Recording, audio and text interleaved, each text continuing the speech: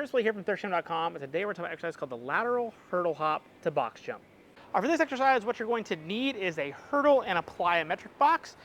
What we're going to do here is we're going to combine two different plyometrics, a lateral hurdle hop and a box jump.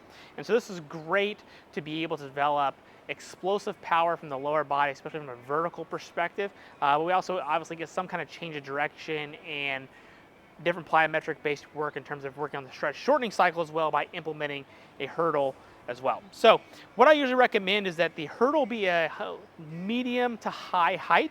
The big thing you want to focus on with the hurdle is that as soon as you land, you're able to then jump on the box. So if the hurdle is too high and then you're landing really hard-footed before you can jump on the box, the hurdle's too high, or you need to focus on your landing mechanics and landing more on your toes so that you can, again, use that stretch shortening cycle to then jump on the box. So the hurdle is set towards the middle of the box and about a foot away.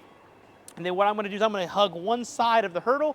I'm going to jump as high as I can over it, and then I'm going to jump onto the plyometric box. So I'm going to go from here, landing in an athletic stance. Hips are always above my knees with my general box jumps. We want to make sure that when we're doing the box jumps, we're not landing in that deep squat position, okay? So again, we're going to jump as high as we possibly can, land on toes, and then right back up onto the box. And then I can clearly switch sides and do both directions here. Now, as I mentioned, the two things here, don't want the hurdle too high.